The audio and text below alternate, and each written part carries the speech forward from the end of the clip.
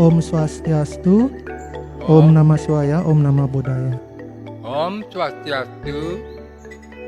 Swastiastu Mangku, kedatangan saya kemari untuk memohon barangkali 1-2 pelajaran dari Mangku selaku senior saya.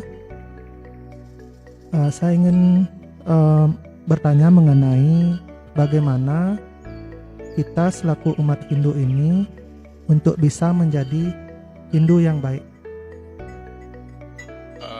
Terima kasih banyak atas perhatiannya.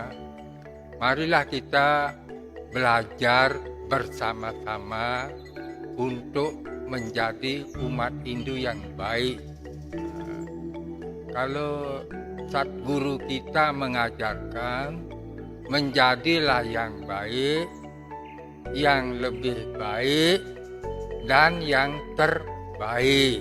Nah, sekarang kita mari bersama-sama saling memberitahu bagaimana caranya menjadi umat Hindu yang terbaik untuk semuanya.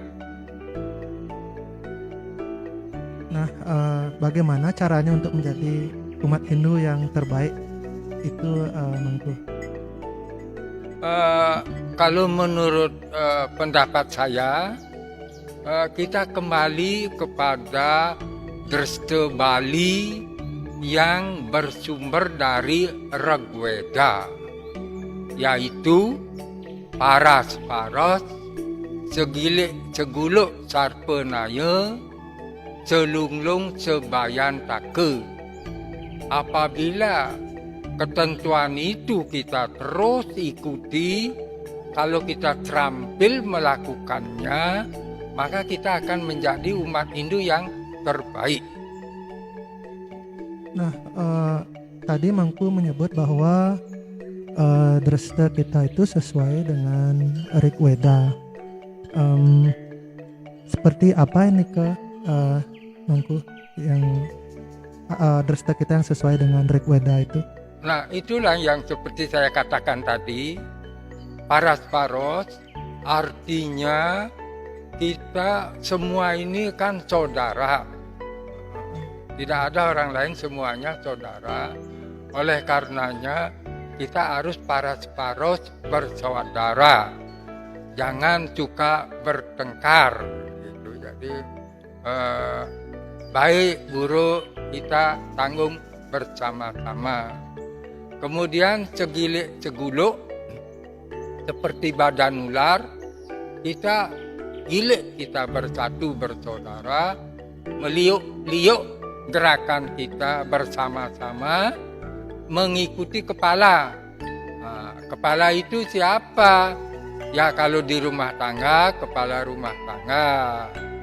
Kalau di Banjar, Kelian Banjar. Kalau di desa, jero pendeta. Itulah kepala kita dan selanjutnya. Selunglung sebayan take, yang baik, mari kita semuanya supaya baik.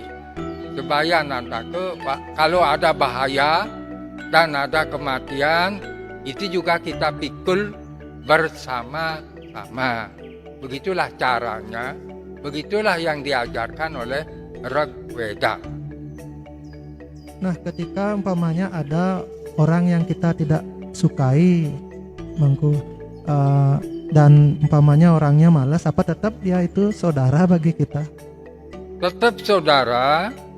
Sekarang kita adalah berusaha bagaimana caranya, artinya menyadarkan saudara kita supaya dia tidak malas, supaya dia rajin bekerja, rajin belajar, dan yang serba baik lainnya. Nah, ini memang tidak mudah.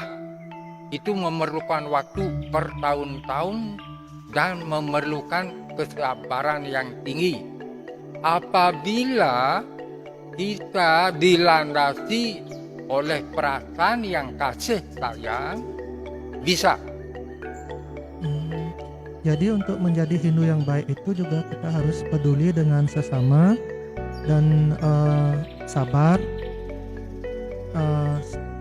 Intinya kita harus melakukan kepedulian atau pelayanan kepada sesama, nih Mangku, untuk menjadi Hindu yang baik. Iya, sebab Tabik Pekulun itu Sang Hyang Widi itu kan ada pada mereka semua, pada diri mereka semua. Secara lahiriah kita ada yang sayangi mereka sesuai dengan artinya tatanan kehidupan kita di lingkungan kita masing-masing. Secara rohani di dalam badan mereka ada Sang Hyang Widi yang kita harus puja. Nah, itulah. Jadi dari rasa sayang secara duniawi meningkat nanti rasa sayang kepada jiwa mereka. Nah, ini juga sering saya dengar tentang dibuat kontradiksi karena kebanyakan kita terpengaruh lah istilahnya dengan kepercayaan yang lebih populer. Jadi orang terkadang sulit menyadari bahwa ide Sang Hyang Widi atau Tuhan itu sendiri ada pada tubuh kita dan pada segala hal. Kebanyakan sulit nih teman. Terkadang saya juga demikian, kadang saya tidak yakin apa benar pada tubuh saya ini juga Tuhan bersemayam. Apakah pada makhluk lain juga ada Tuhan bersemayam di sana, Tuhan yang sama? Nah, bagaimana caranya Mangku untuk saya bisa menyadari bahwa Tuhan ada pada segala hal termasuk pada diri saya dan pada segala makhluk, sehingga saya sebagai umat Hindu bisa menghormati dan menghargai segala sesuatu dengan baik dan tanpa sekat lah, Mangku. Memang ini tidak mudah karena beliau adalah sangat rahasia. Kemudian karena ide Sang Hyang Widi atau Tuhan, beliau amat sayang kepada kita manusia. Lalu beliau supaya bisa kita mengerti, beliau tampil di dunia ini dalam 3 bentuk, yaitu 1, matahari, itu memberi kehidupan kepada alam ini. 2, udara. Jadi udara ini semua yang hidup itu adalah memerlukan udara. Kalau udara itu yang sumber hidup itu lepas, matilah. Makanya mayat itu digoyal-goyal itu apa bernapas atau tidak. Itu. Yang ketiga adalah agni. Nah, jadi orang yang hidup biasanya diraba, hangat badannya. Kalau mayat diraba, dingin. Karena agni sudah keluar. Artinya Tuhan sudah keluar dari badan itu. Itu ada 3. Jadi cara kita untuk mengerti tentang kebesaran Tuhan. Nah, semua makhluk hidup itu pasti dia menghirup udara. Semua makhluk hidup pasti dia badannya hangat karena ada geni. Itu caranya kita menyadari bahwa beliau ada di mana-mana. Terkadang untuk mendapat menyadari Tuhan ini sangat sulit karena terkadang saya sendiri pribadi banyak terpengaruh oleh pemikiran yang lebih populer yaitu di luar Hindu. Seperti itu, Mangku. Saya sangat setuju bahwa Tuhan itu memang ada pada segala makhluk, dan sehingga beliau disebut maha besar dan maha memenuhi segalanya, kan demikian ya Mangku nih. Iya. Dan selain itu, tapi karena pengaruh Dreste Pramen, terkadang sulit menyadari bahwa segala hal itu sama. Seperti kalau menyebut Mangku yang di depan saya ini adalah juga Tuhan, saya Tuhan, tidak mungkinlah saya istilahnya menganggap Mangku yang lebih senior adalah sama dengan saya yang lebih muda. Itu sulit bagi saya. Kenapa nih kayak Mangku? Ini jangan dicampur aduk ya. Jadi katakanlah contohnya sekarang ada bunga emas, cincin emas, gelang emas, kalung emas. Itu memang dari segi bentuk, ukuran, berat berbeda-beda, tetapi semua itu sama, yaitu sama-sama emas. Nah, badan kita juga begitu, ada yang gemuk, ada yang kurus dan sebagainya, tapi semua bahannya sama, yaitu Panca Maha Buddha. Nah, begitu pula napas kita yang menyebabkan kita hidup, atau agni yang menyebabkan kita hidup, itu semuanya sama, tidak ada berbeda. Napas yang kita hirup di sini, di Bali, sama dengan udara yang dihirup oleh manusia yang ada di Australia, di Amerika, di India, itu sama, tidak terputus, bersambung dia. Jadi penjelasan Mangku ternyata membuka wawasan saya, karena senior-senior zaman dulu kan ada menyebut bahwa semua agama itu sebenarnya sama.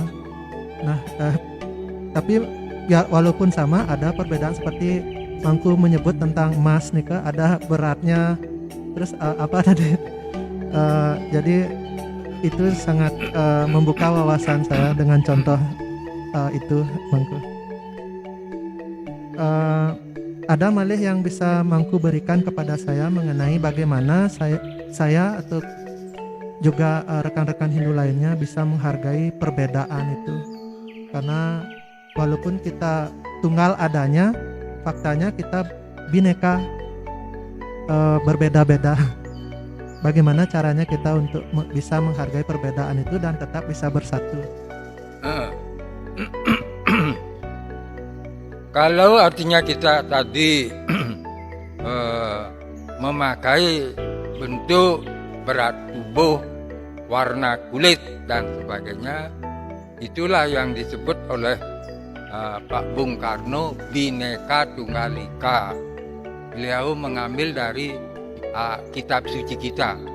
Nah, memang dia beraneka ragam, tetapi semuanya itu adalah sama, menjadi keindahan. Sama dengan kembang di kebun bunga, ada yang kembangnya berwarna merah dan sebagainya, ada yang lebar, tapi semua kembang. Itu perbedaan-perbedaan itu menyebabkan menjadi indah. Apabila kita menghargai perbedaan daripada saudara-saudara kita, apakah warna kulitnya hitam, ada yang putih, bentuk tubuhnya ada gemuk, ada kurus dan sebagainya, kita hargai itu semua, itu akhirnya persaudaraan kita akan menjadi indah dia. Nah, jangan lantas beranggapan yang begini paling bagus, yang begitu kurang bagus. Jangan beranggapan begitu, karena seperti misalnya katakanlah jari tangan. Jari kelingking dia kecil, dia ibu jari besar, jari lenget itu paling panjang. Walaupun dia berbeda-beda, nah kalau dia bersatu, dia bisa memegang apa saja, mengambil apa saja. Tapi kalau kita misalnya ibu jari itu menghina kelingking yang kecil, lalu tidak bersatu, tak bisa itu menyelesaikan pekerjaan. Jadi tetap marilah kita bersaudara, segilik seguluk, bersatu. Jadi sarpenaya, mengikuti artinya pimpinan, penua. Dengan demikian, sebesar apapun tugas yang kita hadapi, pasti bisa kita selesaikan. Jadi sebenarnya perbedaan itu bukan untuk dimusuhi dan untuk dienyahkan, nggih mangku nggih. Tidak, memang alam ini kan memang begitu diciptakan oleh Tuhan. Jadi bervariasi, gitu. Jadi itu yang misalnya katakanlah kalau kita lihat misalnya apa itu pisang, berapa banyak jenis pisang ada itu, tapi semuanya pisang itu, gitu. Begitu pula beras, kelapa dan sebagainya itu. Nah, diadakan berjenis-jenis seperti itu, itulah untuk keindahan dan keenakan daripada makhluk hidup.